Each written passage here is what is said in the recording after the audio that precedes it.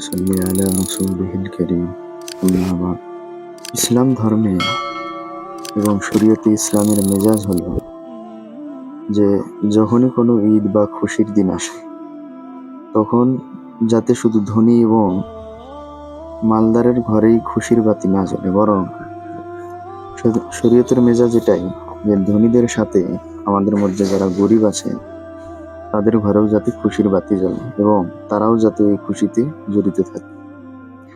এই জন্যে আল্লাহ তাআলা রোজার শেষে সদকায়ে ফিতরকে ওয়াজিব করেছেন। প্রত্যেক রোজাদার ব্যক্তি যতই চেষ্টা করুক তারপরও কিছু না কিছু ভুল ত্রুটি হয়েই যায়। যেসব কাজ দ্বারা রোজা ভঙ্গ হয় ওই সব কাজ থেকে তো বেঁচে থাকাটা কিন্তু সহজ, কিন্তু অহেতুক কথাবার্তা বা এই ধরনের আরো অন্যান্য কাজ থেকে বেঁচে থাকাটা খুব কঠিন হয়। এই জন্যেই এইসব ভুলের জন্য ক্ষতিপূরণ হিসাবে শরীয়তে ইসলাম রমজানের শেষে সদকায়ে ফিতরের নামে যেন আলাদাভাবে রোজার যাকাত ওয়াজিব করেছে। হাদিসের মাফহুমে বোঝা যায় যে সদকায়ে ফিতর ওয়াজিব হওয়ার উদ্দেশ্য হলো দুইটা। প্রথমত, রোজার মধ্যে যেসব ভুল ত্রুটি হয় তার ক্ষতিপূরণ। দ্বিতীয়, আমাদের মধ্যে যারা গরিব আছে তাদের জন্য ঈদের দিন খাওয়ার ব্যবস্থা করা, তারাও যাতে ঈদের দিনের খুশিতে জড়িত থাকে। ঠিক এরকমই কুরবানি ঈদের সময় যদি আমরা দেখি, ঈদুল আজহা এর সময় কুরবানির 1/3 অংশকে গরিবের হক বলা হয়েছে। ঠিক এরকমই হুজুর সাল্লাল্লাহু আলাইহি সাল্লাম বলেছেন যে ওলিমার মধ্যে সমাজের মালদার এবং ধনী ব্যক্তিকে ডাকা হয় আর গরিবদেরকে নজরান্দাজ করা হয়, তা হলো সব থেকে বদতরিন ওলিমা। উদ্দেশ্য একটাই যে ঈদুল ফিতরের খুশিতে মালদার অর্থাৎ ধনীদের সাথে গরিবদেরও শরীক করা, আর রোজার অবস্থায় যা ভুল ত্রুটি হয় তার ক্ষতিপূরণ। এই জন্য প্রত্যেক ধনী ব্যক্তির উপর সদকায়ে ফিতর ওয়াজিব করা হয়েছে। এখন যে সদকায়ে ফিতর কার উপরে ফরজ?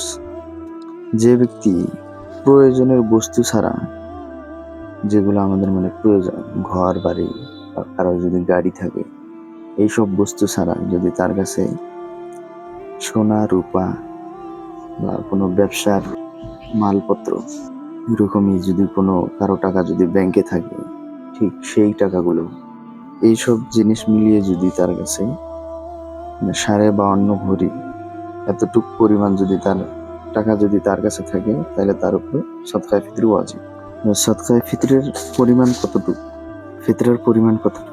তো সদকায়ে ফিতরের পরিমাণ আমরা যদি গম বা আটা দিয়ে দেই তাহলে এটার পরিমাণ হলো 1 কেজি 633 গ্রাম।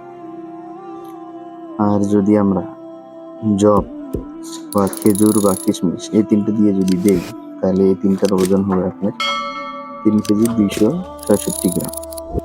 অর্থাৎ গম আর আটা, গম বা আটা দিয়ে যদি দেই তাহলে এটা হবে নিসফে সা। আর যদি জব, খেজুর বা কিশমিশ এই তিনটা দিয়ে দেই তাহলে হবে 1 সা, অর্থাৎ 3 কেজি 266 গ্রাম।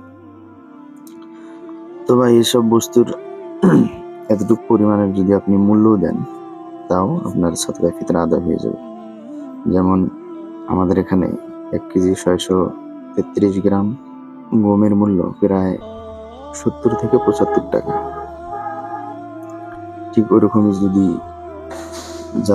যাদেরকে আল্লাহ রাব্বুল আলামিন মাল দিয়েছেন, ধন দৌলত বেশি দিয়েছেন, তাদের জন্য উচিত যে তারা যেন খেজুর বা